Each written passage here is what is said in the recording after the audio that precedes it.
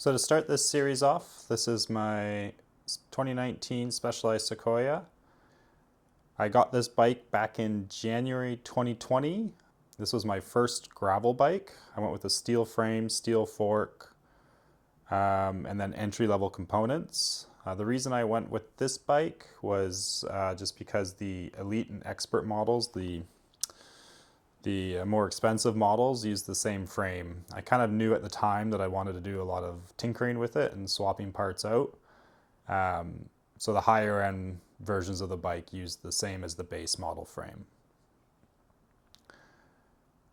Shortly after getting it, around March 2020 of the same year, riding it through rain and maybe a bit of snow, I found the rumors were true and the stock wheel set that came with it was absolute garbage. So I quickly went and replaced that with some Alex Rim's Boondock wheel set. They're a cheap entry-level wheel set, but they're better than the stock ones. So this bike came with the Shimano Sora shifters, Shimano Sora rear derailleur, front derailleur, Praxis cranks. I think it's a Sunrace 1130 tooth cassette and some TRP mechanical disc brake calipers. I think it was around June of the same year that I started my first, well, I guess second after the wheel set, second kind of swap out. And I completely ripped off all the base components or entry-level components, and I went with a GRX Groupset. The fork, the steel fork that came with it, I decided to swap that out. It was quite heavy, so I went with a entry-level carbon fork. I know some people prefer a carbon fork just to kind of smooth out the ride, but I wanted to try to cut some weight on this bike, and that was, at the time I was kind of trying to keep up with my friends on their racier gravel bikes, and mine was quite heavy, so I thought this would help. So this is just a generic, I think it's from MEC, Mountain Equipment Co-op in Canada. So it's a carbon fork with an aluminum steer versus this full steel fork. Later that year and early into 2021, I swapped out the alloy kit that came on it. So it originally came with a specialized alloy hover bars, a specialized alloy stem, seat posts, and then just a specialized saddle. So I decided to keep it within Specialized, but try to go more carbon. So I went with the specialized carbon hover bars, a specialized S-Works stem, the specialized CGR, I think it's a cobbler or something like that, I can't remember. Seat post, it's actually the same seat post that comes on the Expert and Elite models, but not the base model. Put on a specialized Phenom Elaston saddle. I can't remember if it's like Pro or Expert or what the exact model of it is. I can't actually find it anymore. After using the Boondocks wheels for a solid year through all types of weather, I thought it was time to upgrade to something a little bit more gravel. So I went with the DT Swiss GR 1600 wheel set, and I swapped out the 18 tooth ratchet for a 54, I think it is, tooth?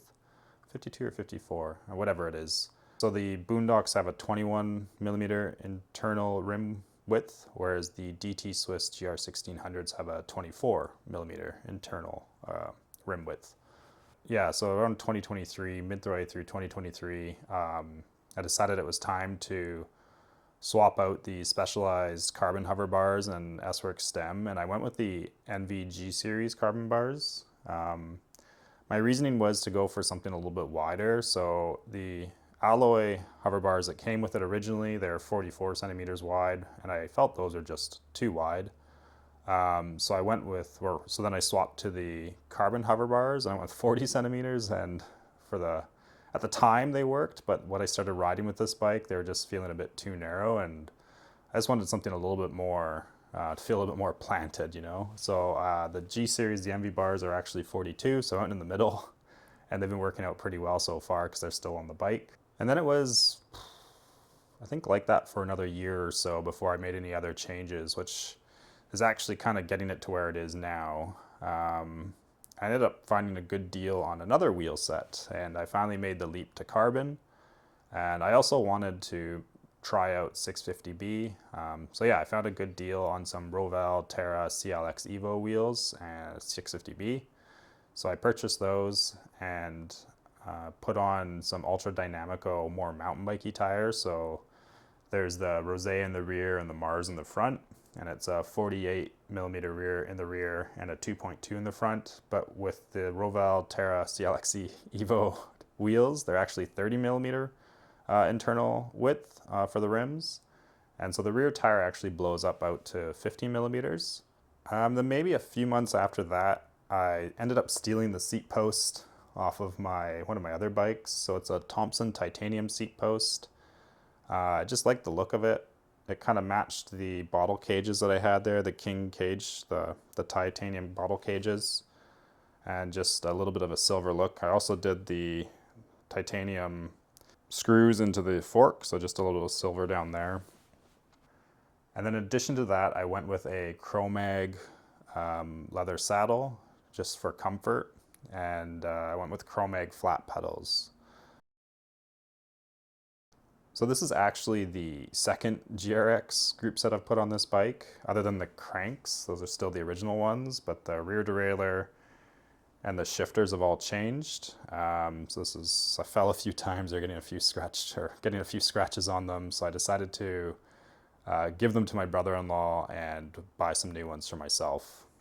So yeah, still GRX 800 shifters, and then a GRX 800 1x rear derailleur. However, I did make a mod to this rear derailleur, and I decided to do, there's another YouTube channel called The Bike Sauce, where you can take XT cages and swap out the GRX cages on the 1x rear derailleur. So I did that, and it just works or allows you to fit a bit bigger cassette in there. So at the time I was riding a 1150 tooth Dior cassette with this mod, and it worked quite well.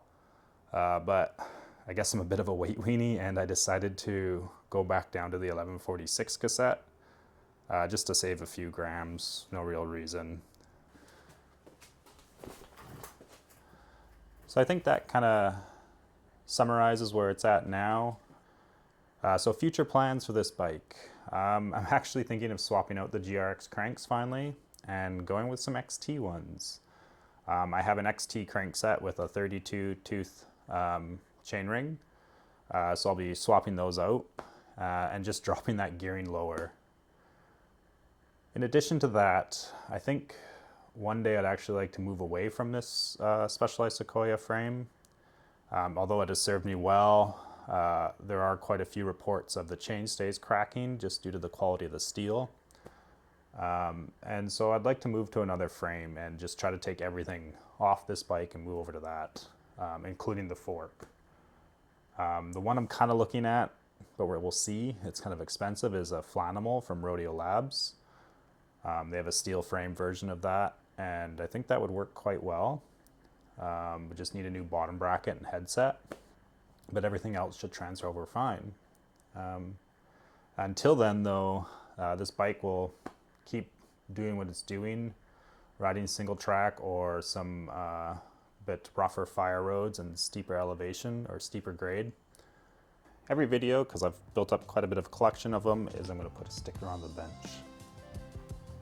So we'll just kind of grab randomly here.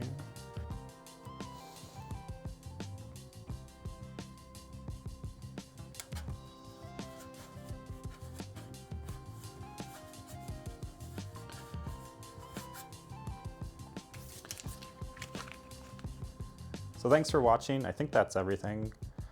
Keep your eyes open for a future video where I'll be doing the crankset swap with the new chainring and reducing the chain length.